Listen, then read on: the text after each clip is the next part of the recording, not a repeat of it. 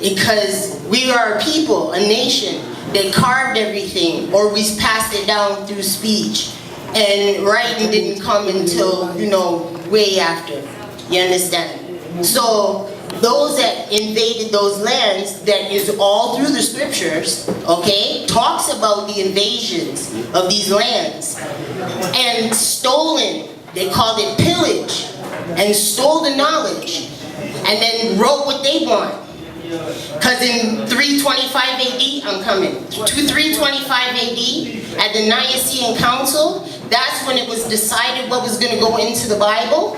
And then there was the dynasties that came after that. Okay, so all I'm saying is, the information that we have been injected with from generations, this is a generational curse, because this has not empowered our nation, it has stripped us, and this is what was introduced in order for us to be divided. So why are we still following a religion, a belief system, when you're supposed to know thyself, not believe? Please, for anybody else, thank you for that question. But it is said that knowledge is power, but that's a lie. Applied knowledge is power. And why, again, I'm just going to make it simple for the modern time. Yes, the disciples them did speak, or Christ did speak to his disciples. In every club or society, there is a language that you have to learn. And that's why it baffled the not yet recipient of the teachings of Christ, because he spoke in parables, right? So it's coded. And also, Christ became the first woman liberator when they were ready to stone this woman that was found in adultery, because it was a male-dominated culture. So Christ said, he said, who without sin cast the first stone? To basically equalize the playing field, because the woman couldn't have slept with herself. So that's one of a modern day reason why I would say it is applicable and sensible to follow the teaching of Yahweh. Next question, please, Keith Ranks. Yeah. Well, may I ask a question to this gentleman here? And the question is, the question is, what is the purpose of you teaching the what you're teaching now? What are you trying to accomplish? That is the question. What are you trying to accomplish teaching what you're teaching now? The goal is to erase the false structures, the false information that's been placed into our DNA, the poison that's in us, that's been placed in us in our generations for the last, it's been 6,000 years in actual fact, is to eradicate that so we can again return to our God-like state as God-like beings on the planet. We've fallen from supreme beings down to human beings, now to human beasts.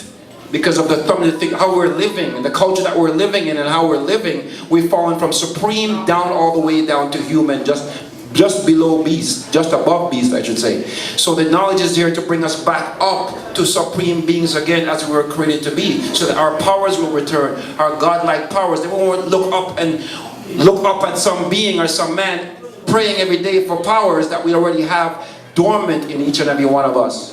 So we're here it's a resurrection for us again. It's our time again. Every 6,000 years the cycles change. You have sun cycle and you have a moon cycle. We've now moved back into the sun cycle where we come to power. Fiery. That's fiery. Thank you very much. Yes, man. Another question. Alright, so Christian, Nuwaupian. We make both of you different.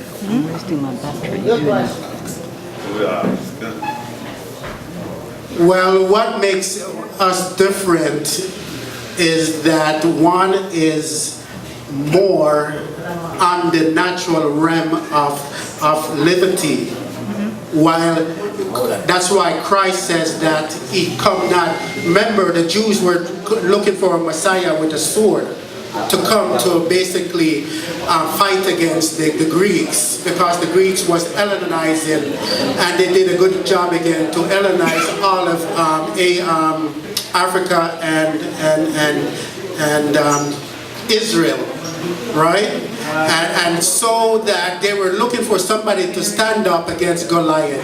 But Christ said this is not a flesh war, it's a spiritual war. As it says, we wrestle not against flesh and blood, but principality. So in essence then, a spiritual war means it's a psychological war, if you want to put it that way. So you work on the mind, and that's why I said you have to bring the person back out of the coma that exists. And again, in the book of Chronicles, it says that Israel took 3 days to gather the spoils, and there was no weapon used because they used what his name used in the war there, shock and awe.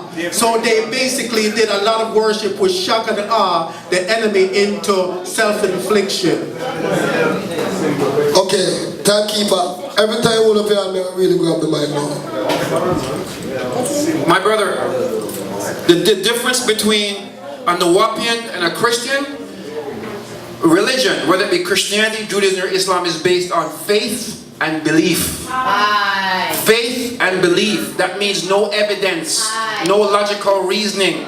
No, right? Nuwaupo is based on evidence, reasoning, or experience. Meaning that when you tell me something, I'm looking for evidence that I can gather to authenticate it.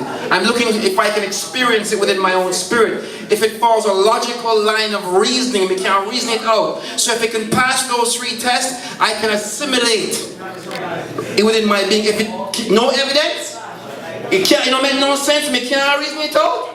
Me can't experience it. Take it back. Me no want it. That's the difference. So Nuwaupo is evidence, reasoning, not faith. If you notice my brother here, right? Everything in quote is from what?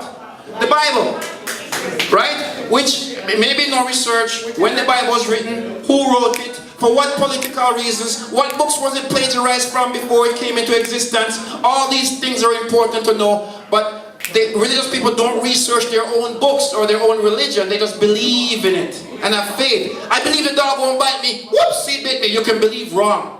Evidence, reasoning, or experience. Know the truth, and the truth shall make you free. We really appreciate that. I came up actually to take the microphone to make sure we gave you our appreciation right now.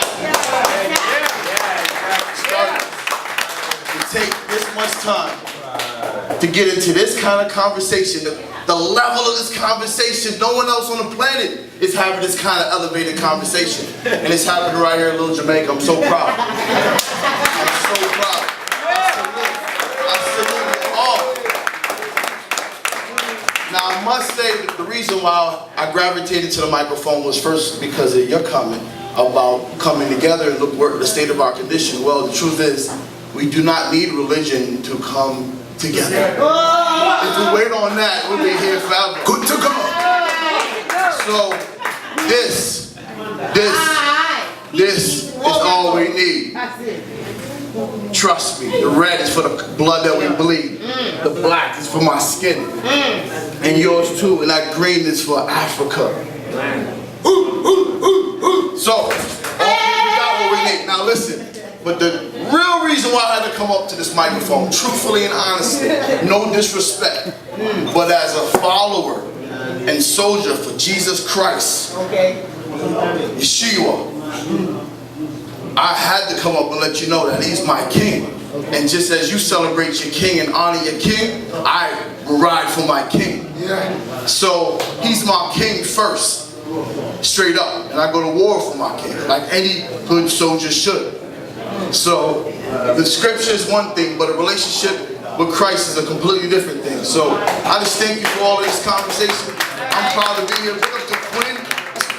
Big up to Quinn is here. Quinn, I'm staying until you go up on stage, fam. So please, get him up early. All right, bless.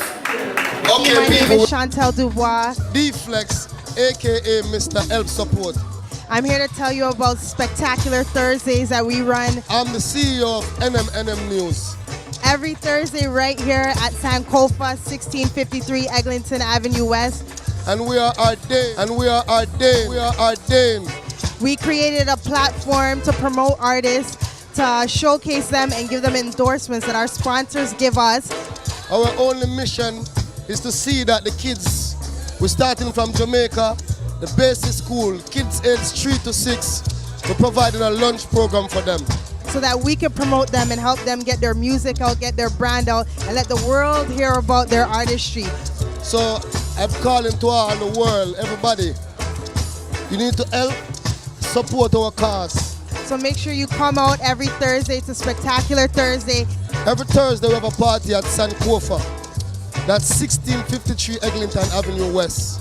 D-Flex and your girl Chantel Dubois, we will be here hosting the event and make sure that our people are heard. In case you want to check out our site, it's www.nmnmnews.com. One love.